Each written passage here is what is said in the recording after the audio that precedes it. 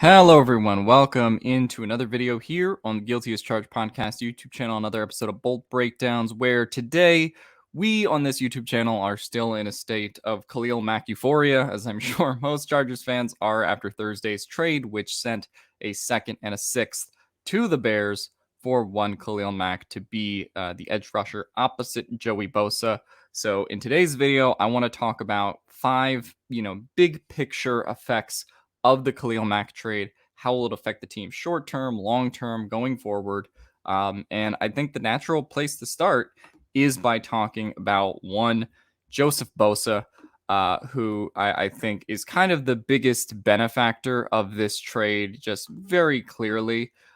This is from Seth Walder of ESPN, who does sports analytics, and this was from the 2020 or 2021 season, talking about double team rates that we had. And Joey Bosa was one of the top 5 or 6 edge rushers who got consistently double teamed, along with his brother Nick, along with Max Crosby, Charles Harris, Cam Jordan, Myles Garrett, obviously. And so I think that the fact that you have Khalil Mack on the other side now, obviously we could talk about how great of a run defender he is, which I think is notable when you look at his last full season. His run defense grade was incredibly high on the edge. So there's not too many of those concerns for the Chargers anymore, where maybe they struggled with guys on the edge who couldn't defend the run previously.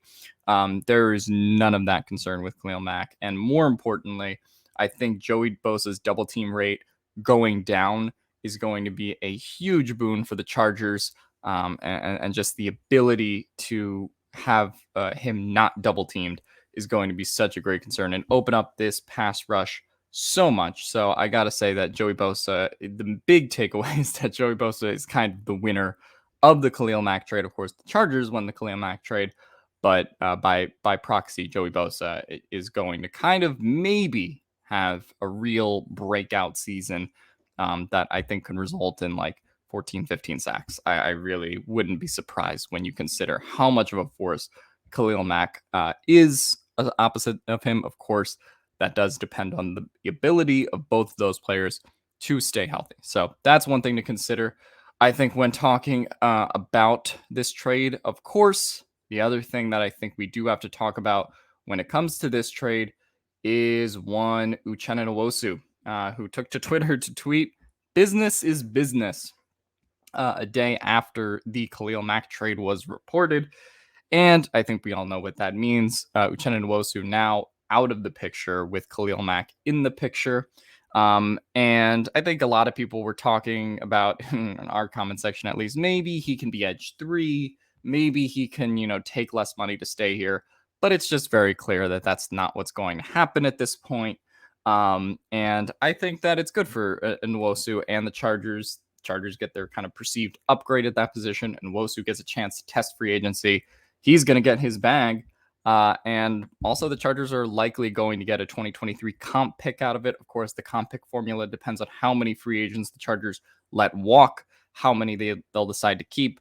But I think one of the takeaways has to be that, whatever contract Nwosu signs is going to be one of the highest that someone who's left the Chargers has signed for in a while. I think if you pull up Spot Track, which I'll do up very quickly here, his average annual value is projected to be around $12 million. This is a similar projection like people like Arjun and PFF have had for Nwosu.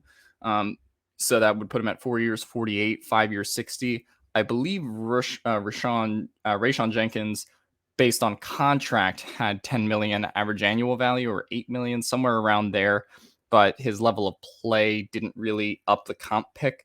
But Nwosu could really pay dividends as an edge rusher, someone who's going to get sacks and someone who's going to get a lot of money because how valuable that position is for a comp pick for the Chargers in the future. But I do think in general, this is a huge shift in terms of the team building here. I think a lot of people expected Nwosu back if they weren't going to upgrade to a Khalil Mack, if they weren't going to go after Von Miller. But they did, right? And now Khalil Mack is here, which kind of takes Nwosu out of the picture. And good for him. He's going to get his contract. He balled out here. And it's going to be a shame to see him go. But like Nwosu said, business is, in fact, business. The next kind of consequence of this trade that I'd like to talk about is now Akiem Hicks. And particularly, there's a couple, players that the Chargers could end up going after. The Bears also released nose tackle Eddie Goldman. He's 28 years old. Will have a nice market, as Rappaport tweeted here. And then, of course, Akiem Hicks is a possibility.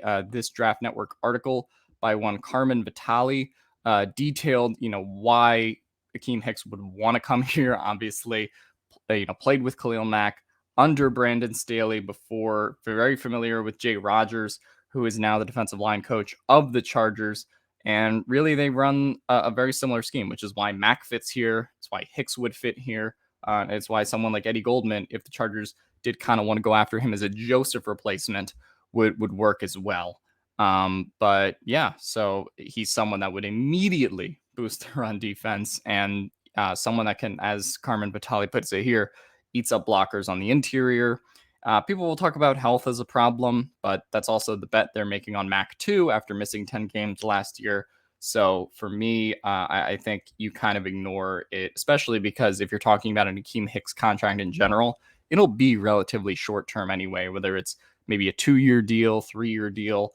It's not going to be this long omnibus contract based on how his age is. So that's something to consider as well. But they absolutely need help on the interior, whether that is going to be someone like Akiem Hicks or if it's someone like Eddie Goldman. But that familiarity with that Chicago system and Jay Rodgers really taking the reins of this defensive line would make quite a bit of sense.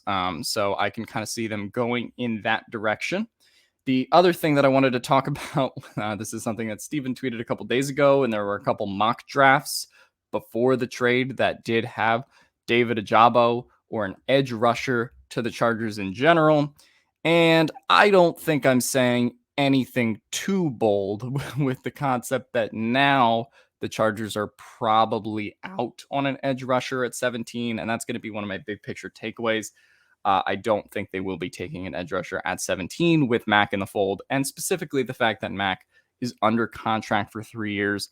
I don't think there's much of a chance that they take one. If they really get some value that they can't pass up, Kayvon Thibodeau puts on a gas bong mask, then maybe that comes under consideration. But I do not think they'll be going after an Ojabo or Karlaftis kind of player at 17. I think it's much more likely that they would go interior, actually, maybe with a Jordan Davis or a Devontae Wyatt.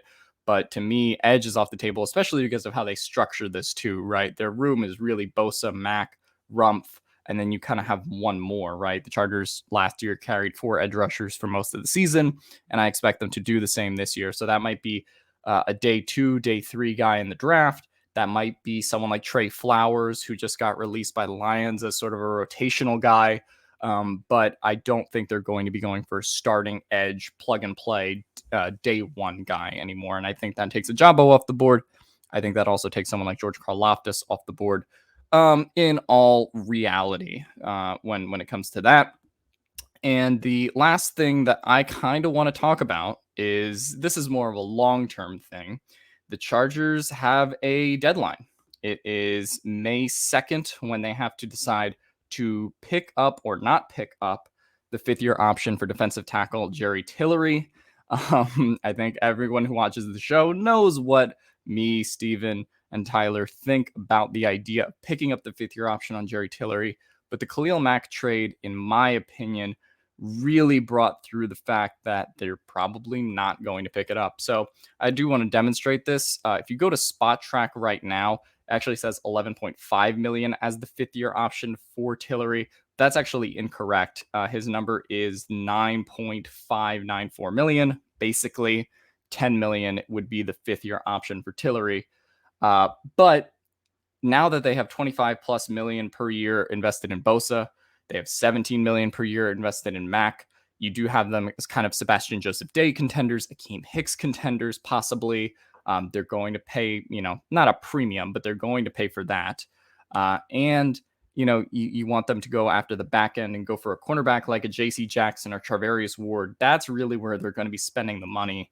And I think, spending 10 million on Jerry Tillery, who's, ceiling really in this league is situational pass rusher now.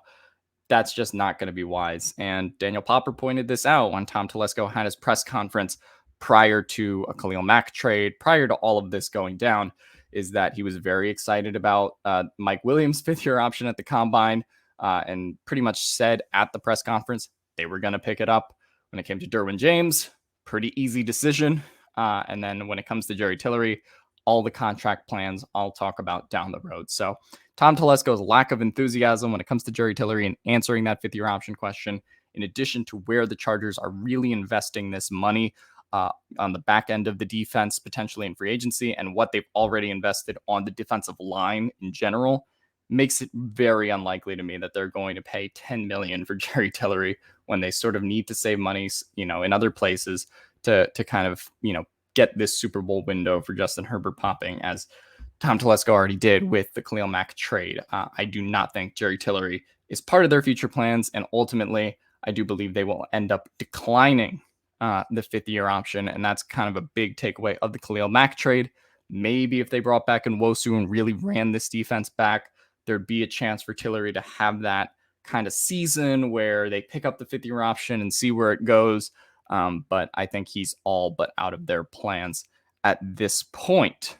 But what say you guys? Let me know your takeaways from the Khalil Mack trade. These are just my 5 takeaways. What other big picture things do you think the Chargers are going to do as a result of this trade?